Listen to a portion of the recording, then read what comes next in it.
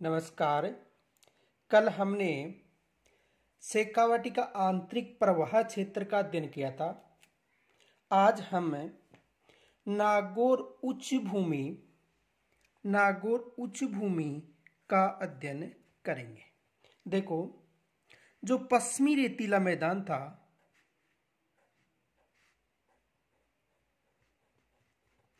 पश्चिमी रेतीला मैदान इस पश्चिमी रेतीले मैदान को दो भागों में विभाजित किया गया था। पश्चिमी रेतीले मैदान को कितने भागों में? दो भागों में विभाजित किया गया था। पश्चिमी रेतीला मैदान, पश्चिमी रेतीले मैदान को दो भागों में विभाजित किया गया था। ये था घग्गर का मैदान, घग्गर मैदान। ये जो क्षेत्र था वो था शेखावाटी का आंतरिक प्रवाह क्षेत्र।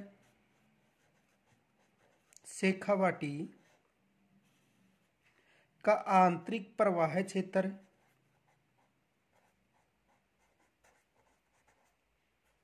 आंतरिक प्रवाह क्षेत्र।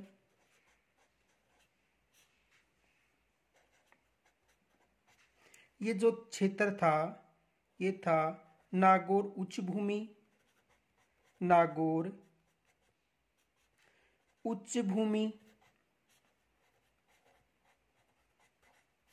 और ये था लूनी बेसिन। तो अर्ध शुष्क मैदान को, ये कौन सा मैदान है? अर्ध शुष्क।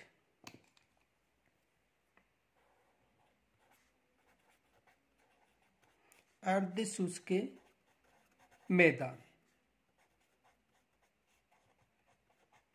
और ये था शुष्क प्रदेश या मैदान। तो अर्ध शुष्क मैदान में हमने घग्गर का मैदान पढ़ लिया था, शेखावाटी का आंतरिक प्रवाह क्षेत्र, और आज पढ़ेंगे नागौर उच्च भूमि।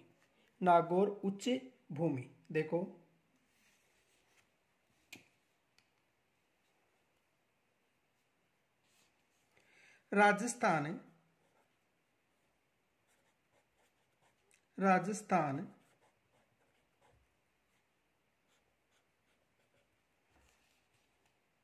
राजस्थान में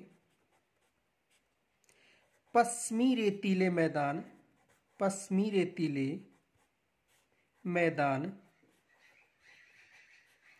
के अर्ध शुष्क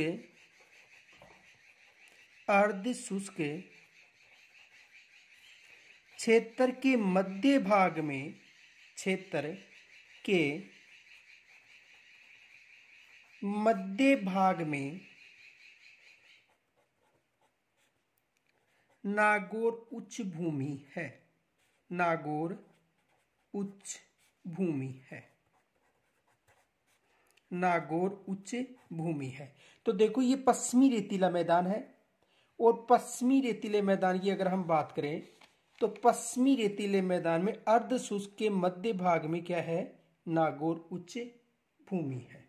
आगे देखो, ये जो नागौर उच्च भूमि है इसमें नमकयुक्त झील,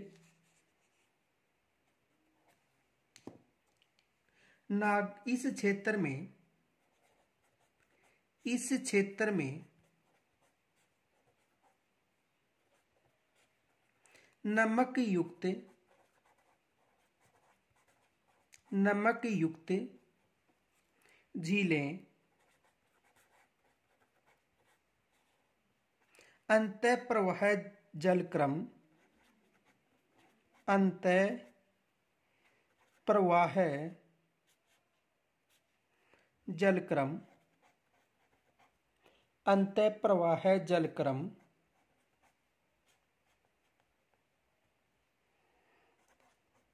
प्राचीन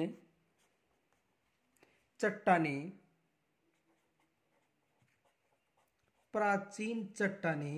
एवं ऊंचा ऊंचा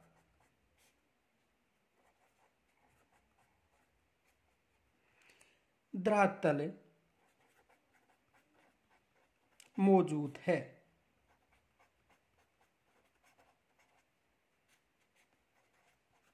देखो, यानी नागौर उच्च भूमि यानी इस क्षेत्र में नमकयुक्त झीलें, अंतः प्रवाह जल, प्राचीन चट्टानें एवं ऊंचा ऊंचा धरातल स्थित है। एक विशेष याद रखना, हम नागौर उच्च भूमि की बात कर रहे हैं, तो देखो विशेष याद रखना,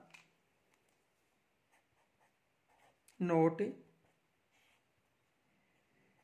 नागौर जिले में सर्वाधिक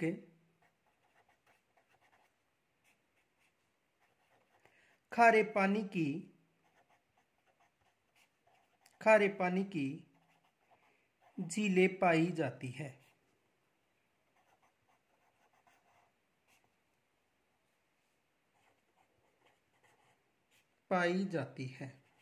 यानी सर्वाधिक जो खारे पानी की झील है वो किस जिले में मिलती है? नागौर जिले में। और इस जिले को खारी नगरी के नाम से भी जाना जाता है क्योंकि यहां पर सर्वाधिक जो सोडियम क्लोराइड मिलता है। आगे देखो,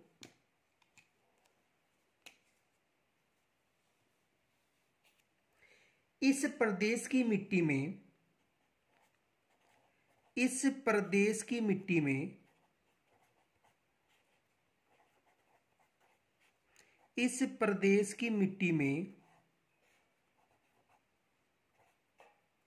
लवण यानी सोडियम क्लोराइड की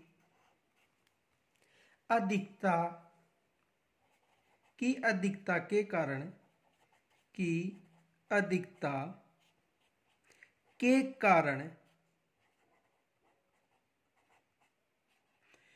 यह क्षेत्र बंजर एवं रेतीला है। की अधिकता के कारण यह क्षेत्र बंजर एवं रेतीला है। विशेष याद रखना कि सर्वाधिक खारी झीलें नागौर जिले में पाई जाती है और इस प्रदेश की मिट्टी में लवण यानी सोडियम क्लोराइड की अधिकता के कारण ये क्षेत्र बंजर व रेतीला है। आगे देखो, इस क्षेत्र में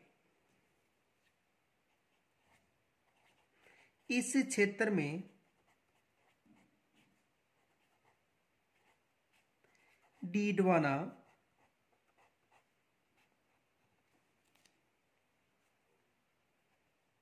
कुचामन,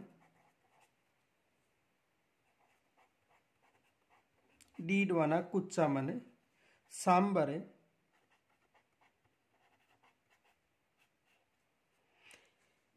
व नावा आदि खारे पानी की झीलें हैं।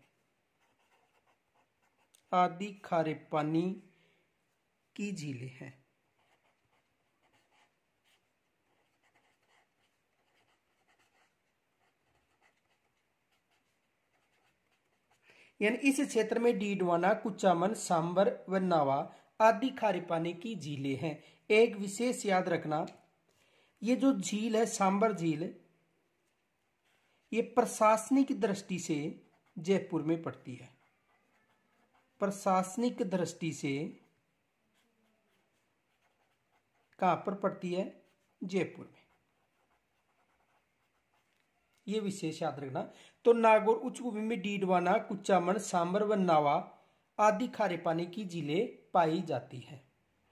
एक विशेष याद रखना, देखो प्रश्न बना के पूछता हूं, क्वेश्चन देखो,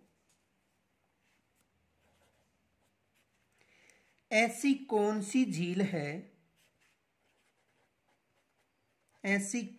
झील है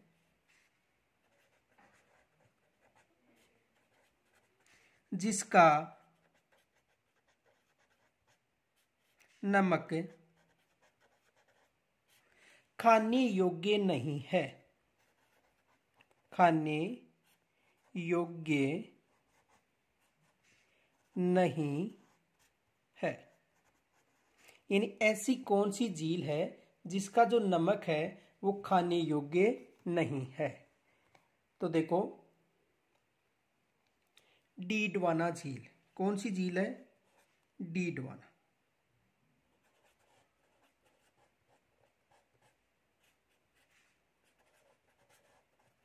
कौन सी झील है? डीडवाना झील। यानी ये जो डीडवाना झील है इसका नमक खाने योग्य नहीं है।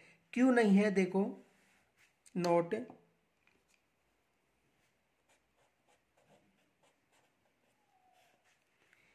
इस झील के नमक में सोडियम क्लोराइड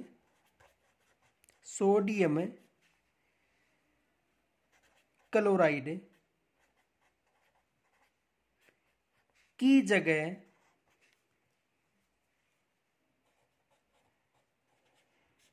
सोडियम सल्फेट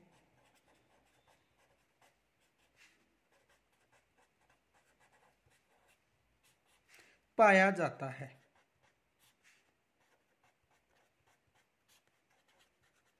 इस कारण इसका जो नमक है वो खाने योग्य नहीं है। यानी इस झील में सोडियम क्लोराइड की जगह सोडियम सल्फेट पाया जाता है। इस कारण नमक खाने योग्य नहीं है, खाने योग्य नहीं है। आगे देखो,